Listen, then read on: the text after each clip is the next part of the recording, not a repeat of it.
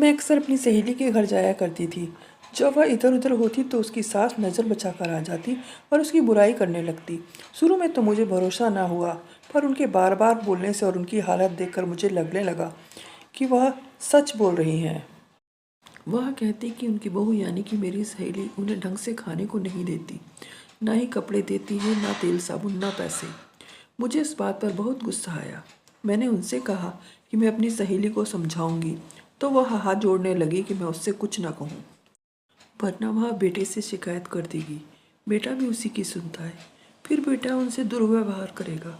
मुझे उन पर बड़ी दया आई कि इस उम्र में उन्हें यह झेलना पड़ रहा अपनी बहू के कारण। मुझे अपनी सहेली से भी नफरत होने लगी। वह अपनी सास को इतना परेशान कर रही है, मैं उनके लिए कुछ करूं, ये भाव मेरे मन में रहने लगा। मैं अपनी सहेली के घर जाती तो उसकी नज़र बचाकर उसकी सास को कभी कुछ पैसे, कभी खाने का सामान, कभी कपड़े देने लगी। कुछ समय तक ये चला, फिर मैंने गौर किया कि वह अभी फटेहाल ही रहती हैं। मैंने उनसे पूछा कि वह मेरे दिए सामान का प्रयोग क्यों नहीं करती, तो उन्होंने कहा कि बहू को पता चल जाएगा मैं किसी और से कुछ सामान ले रही हूँ, फिर घर में कलेश होगा। ऐसे ही कई महीने बीत गए। एक दिन जब मैं उनके घर गई और उनको मैंने पैकेट पकड़ाया तो मेरी सहेली ने देख लिया। उसने उस वक्त कुछ न कहा, पर बाद में मुझसे पूछा तो मैंने पहले तो बात छुपाने की कोशिश की, फिर उसे बता दिया। वह हतप्रभ रह गई। कुछ देर सिर पकड़कर बैठने के बाद उसने जो बताया उससे मैं खुद हैरान रह गई। उसने बताया कि इनकी आदत और नीयत दोनों खराब हैं। हमने उनके लिए कोई कमी नहीं की, हर सामान वह प्रयोग करती हैं। इसके बाद भी वह अपने अलग से अपने लिए सामान मंगवाती हैं। उनको हम लाकर भी देते हैं, पर वह सामान कभी घर में दिखता ही नहीं। कपड़े भी लेती हैं तो अच्छे से अच्छे, पर कभी पहनती नहीं। मैंने उत्सुकता से पूछा, फिर वह करती क्या है उस सामान और कपड़ों का? सहेली ने अफसोस से कहा, अपनी बेटी को दे देती हैं। मैंने कहा, उनकी बेटी गरीब होगी बेचारी, इसीलिए ऐसा करके उसकी मदद करती हैं। सहेली हंस पड़ी, फिर बोली, वह तो तेरे और मेरे से भी कहीं गुना ज़्यादा अमीर हैं। घर में किसी चीज़ की कोई कमी नहीं है। हमारे घर में तो उसका दम घुटता है।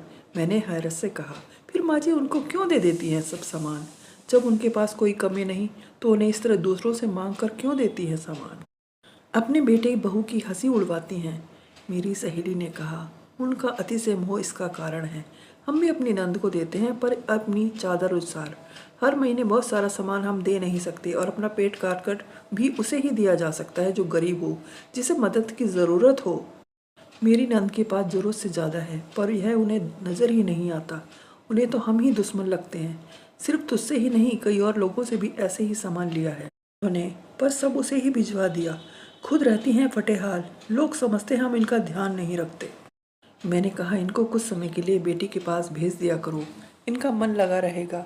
सहेली ने कहा, जाती हैं बेटी के पास, पर बीमार होकर वापस आती हैं। जब आती हैं हाथ की उंगलियां सूजी होती हैं, गिर गिर पड़ती हैं, हाथ से खाना खिलाना पड़ता है, खुद खा भी नहीं सकती। मैंने पूछा, ऐसा क्या करती हैं वहाँ जो यह हाल होता है? उसके यहाँ तो कोई कमी नहीं है, इनको तो आराम मिलना चाहिए।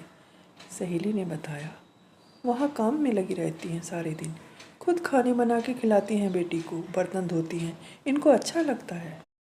यह जरा सा काम करना पड़ जाए तो कंधे पकड़ कर बैठ जाती हैं, बेटे से शिकायत कर देती हैं, फिर हमारे घर में महाभारत होता है।